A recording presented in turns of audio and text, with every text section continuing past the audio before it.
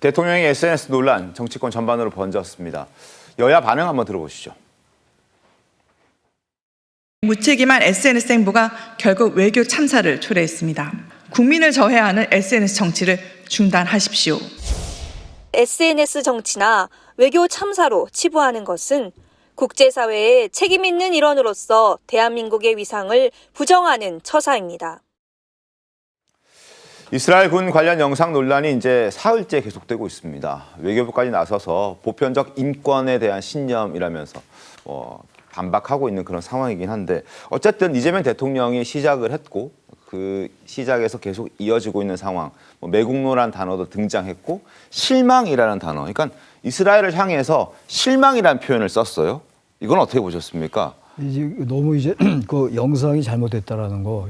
그러니까 이거를 이제 2년 전 영상인데 네. 2년 전 영상을 모르고 올린 건지 알고 올린 건지 지금 어떻게 돼 있나? 지금 모르고 올린 걸로 돼 있는 거죠 지금. 그렇죠. 그렇게들 말씀들 나누는 거 아니에요? 네. 그렇게 보고 저도 이제 세 분 말씀에 동의하는 부분이 있어요.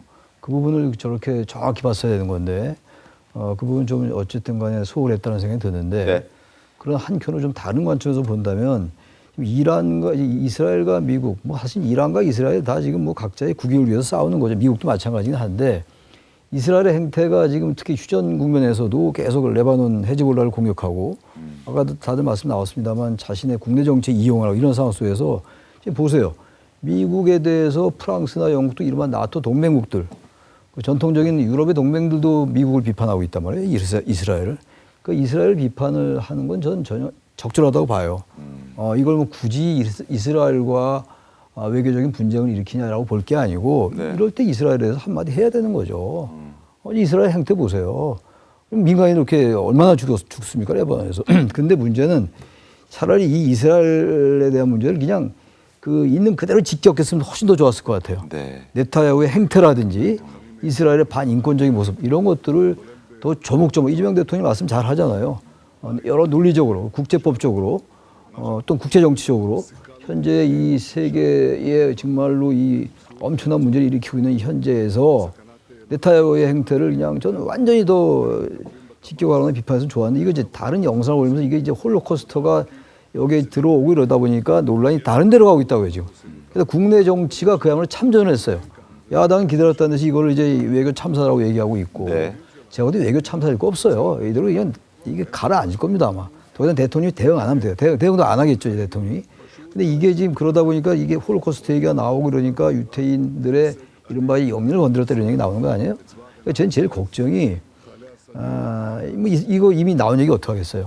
근데 문제는 이게 또 국내 정치에 자꾸 불필요하게 소모되고 소비된다라는 거예요. 네. 제가 요즘 또 하나 요것과 약간 관련돼서 드리는 말씀인데 요즘 이 TV에서 이 이란 관련 엄청나게 하잖아요. 이 지금 전문가라는 분들 나와서. 네. 근데 처음에는 안 그랬는데 묘한 양상이 이제 약간 흐르는 것 같아요. 벌써 40일 지나고 어떤 양상은 제가 저희 개인적인 이제 소회인데 네. 이것도 진영으로 갈라지기 시작했어요.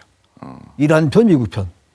그러니까 이 전문가들이 처음에 안 그러다가 하다 보니까 이게 뭔가 그렇게 가면서 국내 정치가 여기에 이제 개입이 되고 이게 그게 전형적인 것 같아요, 이게. 알겠습니다. 그건 좀 조심했으면 좋겠다. 좀 다른 얘기지만. 네. 그 말씀을 좀 높아심에 좀 드립니다. 네. 알겠습니다.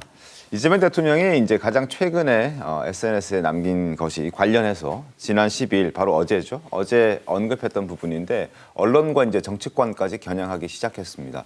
사욕을 위해서 국익을 훼손하는 자들을 매국노라 부른다라고 얘기를 했습니다. 정치와 언론 영역에서도 매국 행위는 버젓이 벌어진다라는 얘기까지 했거든요. 어떤 맥락에서 저런 얘기가 나왔다고 보십니까? 조홍천 의원님. 예, 어쨌거나 가짜 뉴스를 인용한 그러니까 첫 단추를 잘못 깬 게 있죠. 거기다가 이스라엘 외교부가 공식적으로 항의가 들어오고. 네. 근데 여기서 꼬리를 내리기에는 조금 모양이 빠진다. 거기다가 국민의힘에서도 들고 일어나고 언론도 다 그렇게 얘기하니까 진영 결집을 통해 가지고 좀 방어를 해야 되겠다. 돌파해보자라는 그런 생각으로 돌파를 하겠다는 생각으로 저렇게 하신 것 같은데 참 사욕을 위해 국익을 훼손한 자를 매국노라 부른다. 아니 그러면 지금 이스라엘의 홀로코스트를 건드려 가지고 이스라엘과 관계가 틀어지고 또 유대인 이 미국에 얼마나 막강한 영향을 미치고 있습니까? 특히 금융 쪽, 또 우리 방산도 이스라엘에 네. 많이 거기서 소프트웨어 받고 우리는 하드웨어 만들고 이런 식으로 하고 있는 걸로 저는 알고 있습니다. 과연 그 홀로코스트를 건드려 가지고 이스라엘을 그냥 이 영린을 건드려서 레드라인을 넘어선 거, 이게 국익에 부합합니까? 그러니까 이게 국익에 부합하는데 말이 안 되는 걸로 이걸 비난을 하면은 사익을 추구하는 자. 추구하는 게 되지요. 근데 저부터도 딱 듣자마자 그렇게 나왔는데 그러면 저는 매국노네요. 그럼 과연 뭐가 국익에 부합하는 거냐? 이건 내 말은 곧 진리고 절대 성이다. 그러니까 비판하지 마라. 라고 하면서 진영 결집시키고 아니라도 할까? SNS에 그쪽 진영들 외교 천재다 어쩌다 하고 이제 쫙 모여들어요. 이거는 아니다. 오히려 네. 사역위에 국익을 훼손하는 거는 지금 지금 저 국정조사하는 거 있잖아요. 공소 취소 국정조사. 저게 공소 취소라는 사익을 위해서 우리나라의 상권 분리 법치주의를 훼손하는 전형적인 예라고 저는 봅니다. 알겠습니다. 지금 이런 입장을 내고 있는 이재명 대통령은 과거 야당 대표 시절에는 좀 다른 입장을 보여주기도 했었습니다. 화면 보시죠. 윤석열 전 대통령이 아랍에미리트의 적은 이란이고 우리의 적은 북한이다라고 얘기를 했더니 이건 외교 참사다, 기초적인 판단도 못하는 단세포적 편향 외교다라고 당시 대표 시절에 얘기했었습니다. 야당 대표 때 이재명 대통령의 발언 직접 들어보시죠. 대통령께서 뜬금없이 이란을 겨냥해서 적대적 발언을 내놨습니다. 형제국이라는 UAE를 난처하게 만들고 이란을 자극하는 매우 잘못된 실언입니다. 전쟁 불사를 외치고 친구의 적은 나의 적이라는 이런 단세포적인 편향 외교로는 국민과 나라의 이익을 제대로 지킬 수가 없을 것입니다. 자, 그리고 최근에는 대통령이 된 이후에는 이런 일도 있었죠. 캄보디아 대사 측과 SNS 또 설전이 있었는데 화면 보겠습니다. SNS 지금 현재 삭제가 된 상황이긴 한데요. 한국인 건들면 패가망신, 빈말 같습니까? 대한민국은 한다면 합니다. 끝까지. 그래서 캄보디아 측에서 김창룡 대사 불러서 이 글 작성 배경도 문의하고 결국 현재는 삭제가 된 상황입니다.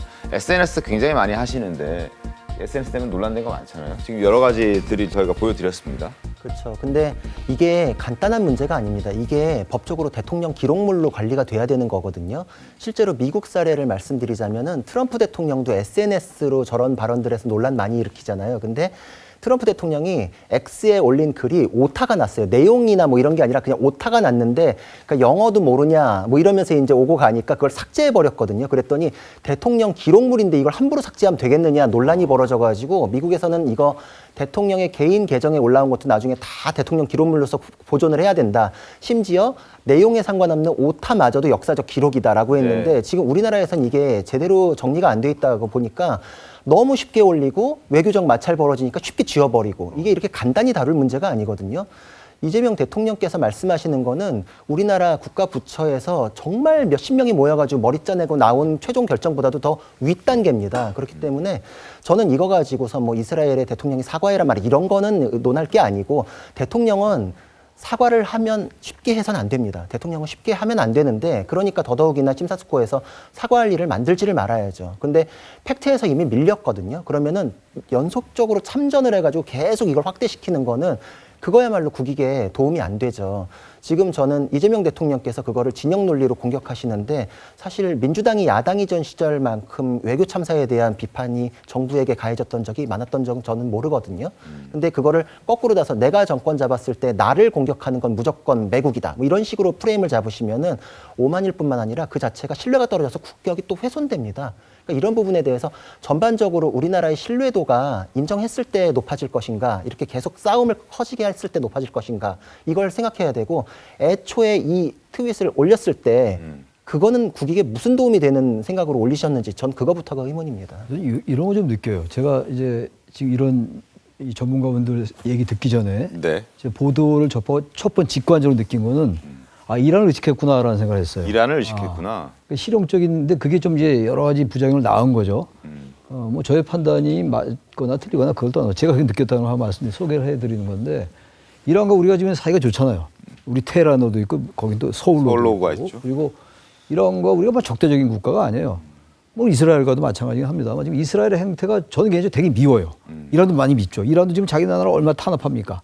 근데 어쨌든 간에 지금 이스라엘의 행태 때문에 자꾸 휴전이 비틀어지고 이래서 저는 개인적으로 이스라엘에 대해서 굉장히 비판적으로 보는 사람인데 이란에 대해서 지금 우리 배가 못 나오고 있잖아요. 일본은 나왔고 이란에서 우리에게 뭔가 우선권 준다고 하면서도 지금 이게 이루어지지 않고 있거든요.